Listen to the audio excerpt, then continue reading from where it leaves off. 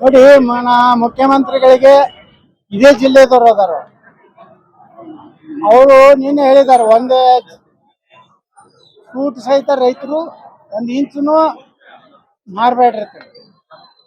ನಾ ಇವತ್ತು ಬೆಳಿಗ್ಗೆಯಿಂದ ಸುಮಾರು 5-6 ಹಳ್ಳಿಯಲ್ಲಿ ಹೋಗಿದ್ದೇನೆ, ಅಡಿಕೆ ತೋಟದಲ್ಲಿ ಹೋಗಿದ್ದೇನೆ, ಬಾಳೆ ತೋಟದಲ್ಲಿ ಹೋಗಿದ್ದೇನೆ, ರೇಷ್ಮೆ ಬೆಳೆಯುವಂತ ಪ್ರದೇಶದಲ್ಲಿ ಹೋಗಿದ್ದೇನೆ.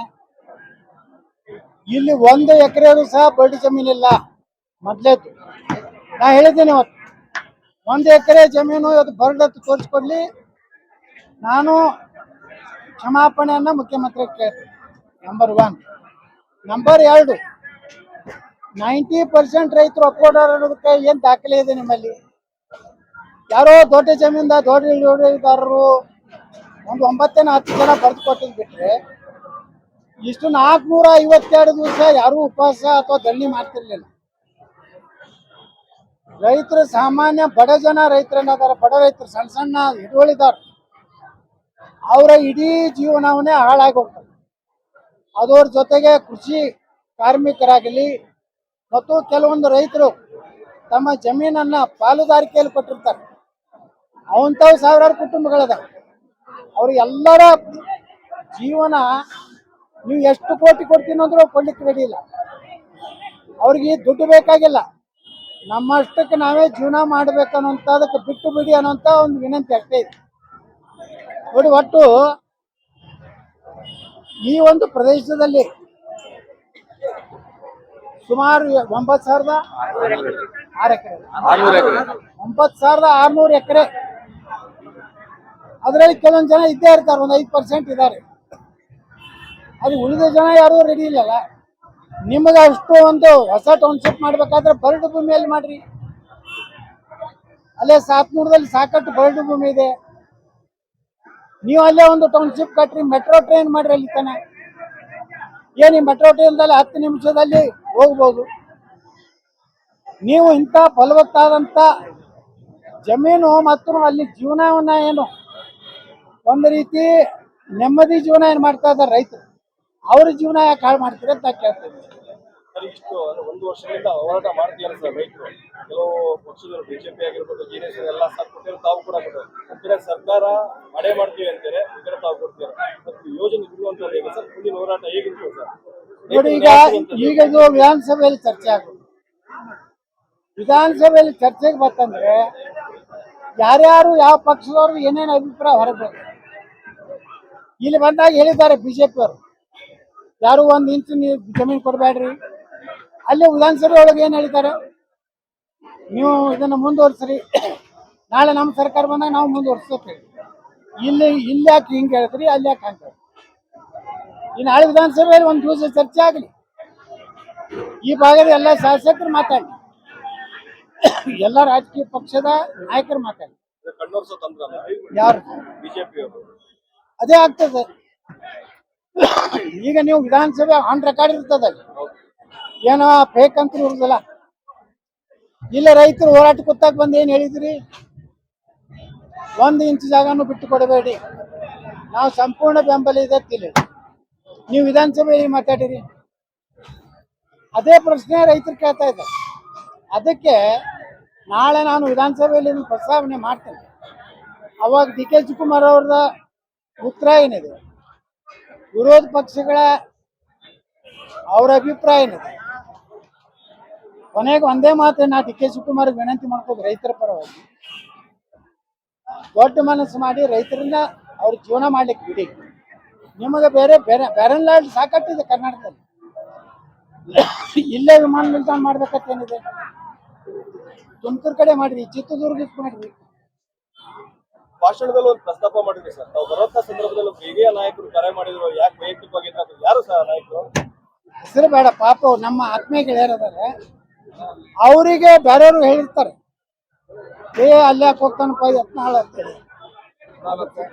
ಅದು ನನಗೆ ಕೆಟ್ಟ ಅನ್ಸುತ್ತೆ. ಯಾಕಂದ್ರೆ ಇದು ಹೆಂಗದೆ ರಾಜಕೀಯ ಅಂದ್ರೆ, ಹಿಂಗೆ ಹೊಂದಾಣಿಕೆ ಮಾಡ್ಕೊಂಡು ಹೋದ್ರೆ ಮುಂದೆ ಗತಿ ಏನು? ರೈತರು ಸಾಯ್ತಾರೆ.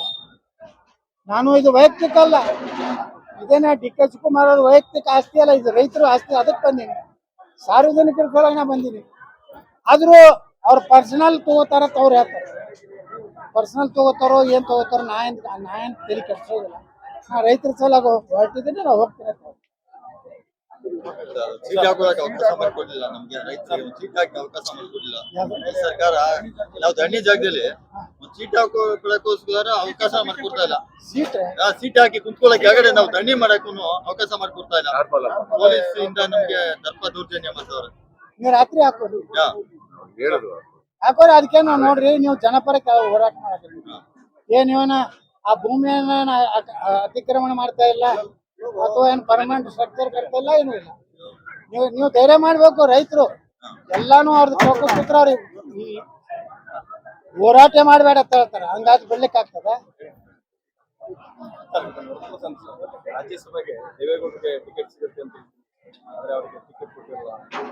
ನಮಗೂ ದೇವೇಗೌಡರಿಗೆ ಟಿಕೆಟ್ ಕೊಡ್ತಾ ಇರ್ತೀವಿ ನಿರೀಕ್ಷೆ ಇತ್ತು. ಒಬ್ಬ ರಾಜ್ಯದ ಹಿರಿಯ ನಾಯಕರು ಮತ್ತು ಕರ್ನಾಟಕದ ಪರವಾಗಿ ಒಂದು ಗಟ್ಟಿಯಾಗಿ ಮಾತಾಡ್ತಿರ್ತಾರೆ.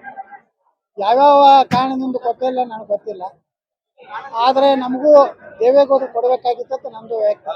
ಕಾಂಗ್ರೆಸ್ ಅವರು ಟೀಕೆ ಮಾಡ್ತಾರೆ ಸರ್, ಹಿರಿಯ ಒಕ್ಕಲಿಗ ನಾಯಕರಿಗೆ ಕೊಟ್ಟಿಲ್ಲ ಬಿಜೆಪಿ ಅವರು ಮಾಡ್ತಾ ಇದ್ದಾರೆ.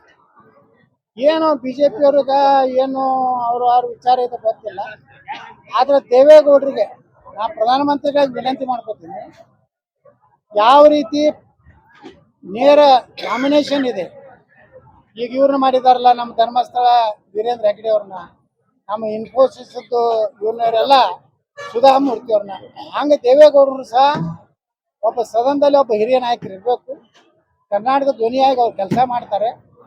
ಇಂಥ ವಯಸ್ಸಿನಲ್ಲಿ ಸಹ ಎದ್ದೇಳಿಕಂದ್ರೂ ಸಹ ನೀರು ಕೂತಾದ್ರೂ ಕರ್ನಾಟಕದ ನೀರಾವರಿ ಬಗ್ಗೆ, ಈ ಒಂದು ಯಾವುದಾದ್ರು ಮೇಕೆದಾಟು ಬಗ್ಗೆ ಗಟ್ಟಿ ಧ್ವನಿಯನ್ನ ಪ್ರಧಾನಮಂತ್ರಿಗಳು ನೇರವಾಗಿ ತಮ್ಮ ಒಂದು ಅಧೀನದಲ್ಲಿರುವಂತ ಒಂದು ನಾಮಿನೇಷನ್ ಮಾಡ್ಬೇಕಂತ ವಿನಂತಿ ಮಾಡ್ತಾರೆ.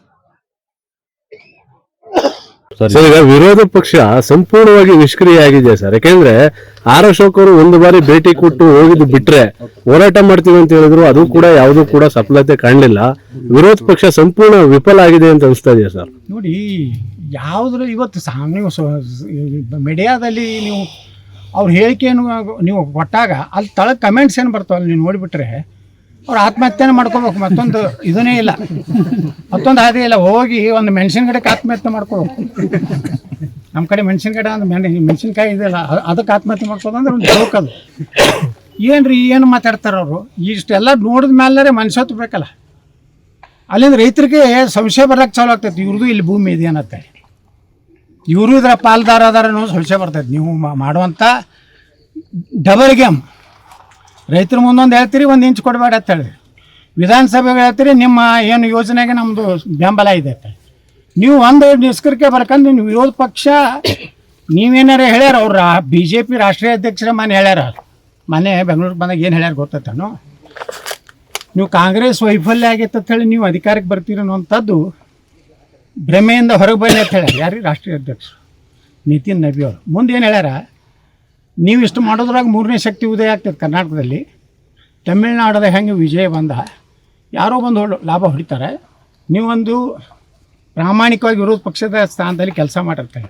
ಇಷ್ಟಾದರೂ ಅವ್ರು ಮಾಡಲಿಲ್ಲ ಅಂದರೆ ಅವರು ಆತ್ಮಹತ್ಯೆ ಮಾಡ್ಕೊಂಡಾಗ ನಾಳೆ ವಿಧಾನಸಭೆಯಲ್ಲಿ ನಾನು ಪ್ರಸ್ತಾಪ ಮಾಡಿದಾಗ ನೋಡೋಣ ಯಾರು ಬೆಂಬಲ ಕೊಡ್ತಾರೆ, ಯಾರು ನನ್ನ ಜೊತೆಗೆ ಎದ್ದು ನಿಲ್ತಾರೆ. ಇವ್ರಿಗೆಲ್ಲರ ಬಾಣ ಬಯಲಾಗ್ತದೆ. ಗಟ್ಟಿಯಾಗಿ ಅವ್ರು ನಿರ್ಣಯ ತೊಗೋಬೇಕು ವಿರೋಧ ಪಕ್ಷದವ್ರು. ಈಗ ನಂದೇ ಆಸ್ತಿ ಐತೆ ತಿಳ್ಕೊರಿ, ಇಷ್ಟೆಲ್ಲ ರೈತರು ಅದಾರೆ. ಈ ರೈತರ ಸಲುವಾಗಿ ನಿಮ್ಮ ಆಸ್ತಿ ತ್ಯಾಗ ಮಾಡಿ ನೋಡೋದು, ಎಷ್ಟೋ ಲೂಟಿ ಮಾಡಿರಿ. ಇದು 10-20 ಎಕರೆ ಮಾಡಿರುತ್ತೆ ತಿಳ್ಕೊರಿ, ಬಿಟ್ಬಿಡಿ. ಇಷ್ಟೆಲ್ಲ ರೈತರು ಉಳಿತಾರಲ್ಲ, ಇವ್ರೇನು ಪಾಪ ರೈತರು ಈಗ ತೋರಿಸಿದ್ರಲ್ಲ ಅಷ್ಟೆಲ್ಲ ನಾವು ಮೇಲೆ ಹತ್ತಿ ನೋಡಿದೀವಿ. ಅದು ನೋಡಿದ್ರೆ ಅದ್ಭುತ ಒಂದು ಸ್ವರ್ಗ ನೋಡ್ದಂಗೆ ಆಯ್ತು ನಮಗೆ. ಅಂಥದ್ದು ಹಾಳು ಮಾಡ್ಲಿಕ್ಕೆ ಹೋಗ್ಬೇಕಾದ್ರೆ ನಾವೆಲ್ಲ ಜನಪ್ರತಿನಿಧಿಗಳು ನಾವು ನಮ್ಮ ಕಾಲದಲ್ಲಿ ಇಂಥದ್ದಾಯಿತು, ನಾವೇನೂ ಪ್ರತಿಭಟನೆ ಮಾಡಲಿಲ್ಲ ಅಂದರೆ ನಮಗೇನು ಮನುಷ್ಯತ್ವ ಐತೇನ್ರಿ? ದುಡ್ಡು ಎಷ್ಟು ಬೇಕು ರೀ ಮನುಷ್ಯಗೆ? ನಾನು ರಾಜಕಾರಣಿನೇ ಇದ್ದೀನಿ, ನಾನು 30 ವರ್ಷದ MLA MP MLC ಕೇಂದ್ರ ಮಂತ್ರಿ ಎಲ್ಲ ಆಗಿನಿ. ಇತಿಮಿತಿ ಬೇಕು ಸಾಕು. ಈಗ ನಾನು ಒಂದು ನಿರ್ಣಯ ಮಾಡಿ, ನಾನು ಮುಂದೆ ನಾನು ಮಕ್ಕಳಿಗೆ ಏನೂ ಮಾಡೋದು ಅವಶ್ಯ ಇಲ್ಲ. ಅಷ್ಟು ದೇವರು ಅವ್ರ ಜೀವನ ನಡೀಲಿಕ್ಕಾಗಿದೆ ಸಾಕು. ಇನ್ನು ದುಡ್ಡು ಲೂಟಿ ಮಾಡಿ, ಭ್ರಷ್ಟಾಚಾರ ಮಾಡಿ, ವಿದೇಶದಲ್ಲಿ ಆಸ್ತಿ ಮಾಡಿ, ಯಾರಿಗೆ ಹೋಗ್ತೈತೆ ರೀ ವಿದೇಶದಲ್ಲಿ ಆಸ್ತಿ? ಎಲ್ಲೆಲ್ಲ ಒಯ್ದೈತೆ ಅಲ್ಲಿ ಆಸ್ತಿ ಮಾಡ್ಯಾರಲ್ಲ ಇವರು ರಾಜಕಾರಣಿಗಳು. ಇಲ್ಲೆಲ್ಲ ಈ ರೈತರನ್ನ ಮಣ್ಣಾಗಿ ಹಾಕಿ ನಿಮ್ಮ ಅವ್ರ ಮುಂದಿನ ಕುಟುಂಬಕ್ಕೆ ಅವ್ರ ಸಂತತಿಗಾರ ಚಲೋ ಆಗ್ತೈತನ್ರಿ. ಅದಕ್ಕೆ ನಾ ಹೇಳೋದು ಇಷ್ಟೇ, ಇದು ರೈತರ ನ್ಯಾಯಯುತವಾದ ಹೋರಾಟ ಇದೆ. ಇವ್ರ ಅವ್ರ ಜೀವನ ಮರಣ ಪ್ರಶ್ನೆ ಇದೆ. ಹೆಣ್ಮಕ್ಳು ಹೇಳಿದ್ರು ಯಾರು ಬರ್ತಾರೋ ಅವ್ರ ಕಾಲು ಕಡಿತೀವಿ ನಾವು, ಹೆಂಗೆ ಬರ್ತಾರೆ ನೋಡ್ತೀವಿ ನಂತರ ಹೆಣ್ಮಕ್ಳು ಸಹಿತ ಜಾಗೃತಿ ಆಗಿದ್ದಾರೆ ಅಲ್ಲಿ. ಯಾಕಂದರೆ ಹೆಣ್ಮಕ್ಳೇ ಮನೆ ನಡೆಸೋರು, ಹಾಲು ಗೀಲು ಮಾರಿ ದನ ಕರ ಗಂಡಸರು ಪಾಪ ಎಲ್ಲ ಒಕ್ಕಲ್ತನ ನೋಡ್ಕೋತಾರೆ, ಅವ್ರ ಮನೆ ನೋಡ್ಕೋತಾರೆ. ಎಲ್ಲರ ಭಾವನೆ ಬಂದಿದೆ, ನಮ್ಮನ್ನು ನಮ್ಮ ಜೀವನ ಮಾಡ್ಲಿಕ್ಕೆ ಬಿಡಿ, ಇಷ್ಟೇ ಅವ್ರ ಬೇಡಿಕೆ ಇದೆ. ಆ ಸರ್ಕಾರಕ್ಕೆ ಒತ್ತಾಯ ಮಾಡ್ತೀನಿ, ತಕ್ಷಣ ಆತ್ಮಾವಲೋಕನ ಮಾಡ್ಕೊಂಡು ಮುಖ್ಯಮಂತ್ರಿಯಾಗಿ ಏನು 5 ಘೋಷಣೆ ಮಾಡಿರಲ್ಲ, ಇದು 7ನೇದೊಂದು ಘೋಷಣೆ ಮಾಡಿ ರೈತರ ಸಲುವಾಗಿ.